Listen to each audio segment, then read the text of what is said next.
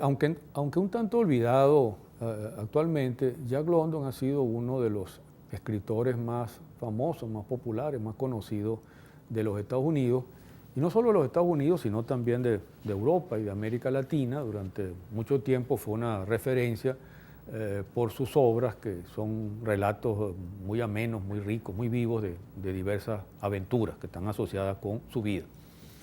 London no vivió mucho. London realmente vivió 40 años.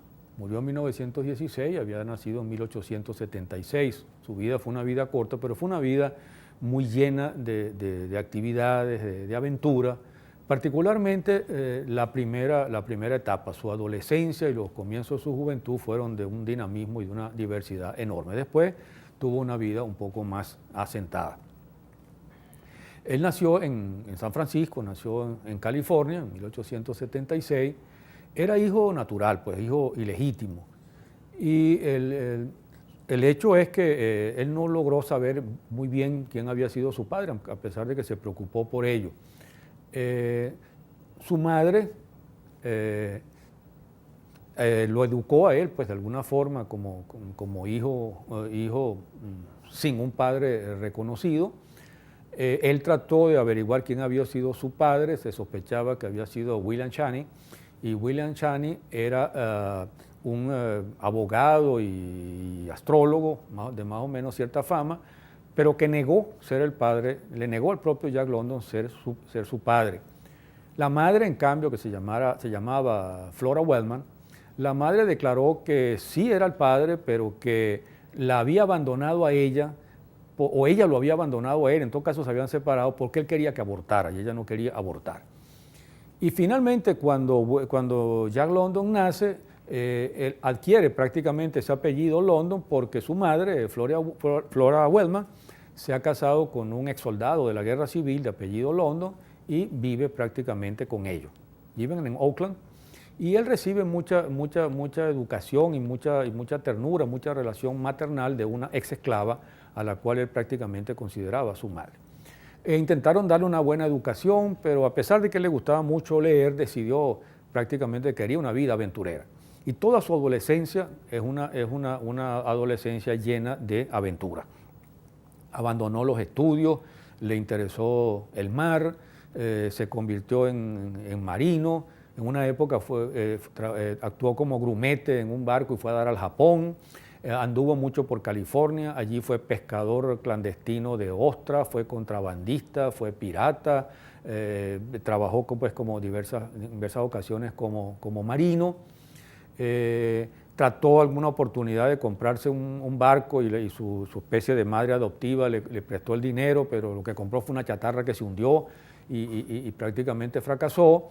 Se dedicó entonces a vivir de vago y se dedicó a vagar por toda California, y en algunas oportunidades fue capturado por vago, y en una de ellas fue a dar a una cárcel muy fea donde él cuenta las condiciones espantosas en que se vivía allí.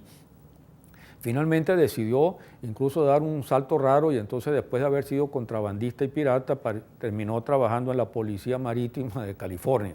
Pues tampoco duró mucho allí. Y en 1897 se produjo la locura en Alaska, en Klondike, porque se había encontrado oro. Y él fue justamente a buscar oro allí, consiguió algún dinero y se fue para Klondike. La experiencia que tuvo fue horrible, fue terrible.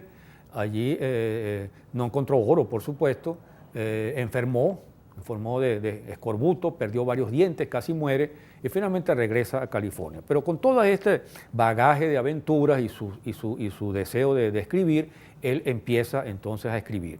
Con mucho esfuerzo y con muchas dificultades va logrando cierto reconocimiento. Él había simpatizado con el socialismo, pues en esa época en que incluso fue hasta trabajador, fue obrero en una fábrica y después abandonó el trabajo.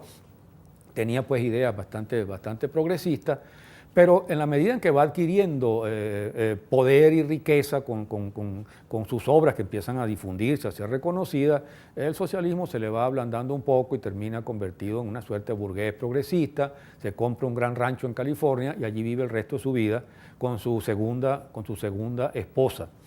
Él tenía problemas de alcoholismo, evidentemente, bebía bastante, y una de sus obras traducida en español como Memorias de un alcoholista, se ha sido presentada como una obra autobiográfica. Algo tiene de autobiográfica, pero no todo.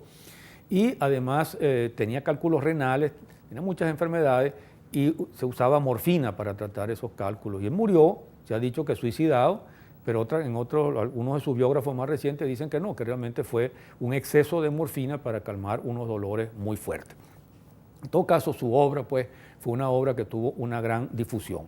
De esas obras hay unas que han sido llevadas muchas veces al cine, a la televisión, El llamado de la selva, Colmillo Blanco, y otras que son de mayor alcance, por ejemplo, Martin Eden, que es una obra así autobiográfica, John Barleycorn, que es la que se traduce en español como Memorias de un alcoholista, y El talón de hierro, que es una de sus obras más interesantes. Repito, El talón de hierro, que es una extraordinaria descripción crítica del capitalismo, de las injusticias del capitalismo y una defensa del socialismo desde el punto de vista social, de la solidaridad, de las luchas colectivas. Es una obra bien interesante en ese sentido, una obra que todavía se puede seguir leyendo con mucho provecho. Pero al lado de esto, él recibió, a medida sobre todo que perdía un poco esa influencia socialista, escribió algunos trabajos que son trabajos prácticamente defensores del racismo blanco, que era lo que dominaba, por supuesto, en esa época. Y él dejó particularmente dos trabajos donde él plantea el tema del peligro amarillo, que se refería concretamente a la posible amenaza china. Él simpatizaba un poco con el Japón, porque de alguna manera como grumete estuvo una vez en el Japón, pero su actitud frente a China era una actitud totalmente coincidente con la de los imperialismos europeos que hablaban justamente del peligro amarillo. Y él escribió en 1904 un trabajo titulado El peligro amarillo y algo peor. Ahí prácticamente ataca pues, a los chinos como peligro para Europa y para la civilización, pero algo peor. En 1910 él escribió un trabajo que se llama Una invasión sin paralelos. Y ese trabajo describe sin ninguna crítica, como si él compartiera eso, que el peligro de China con su desarrollo, con su crecimiento es cada vez mayor y que entonces los Estados Unidos junto con Europa se ponen de acuerdo para acabar con China y deciden hacer una guerra bacteriológica contra China y prácticamente exterminar a casi toda la población china y después entonces logran volver a poblar a China y convertir entonces a China en un país diferente a ese país amarillo y peligroso. Es un libro, ¿verdad? Un trabajo, no es un libro, es un trabajo, un ensayo corto o una especie de recreación ficticia corta, pero donde él comparte esa posición, esa ideología de una manera que verdaderamente asombra, siendo el mismo autor que escribió unos años antes El talón de hierro. Yo pienso que ojalá en este enfrentamiento que los Estados Unidos están preparando contra China no vayan a redescubrir a Jack London para poner de moda este trabajo de ese corte profundamente racista.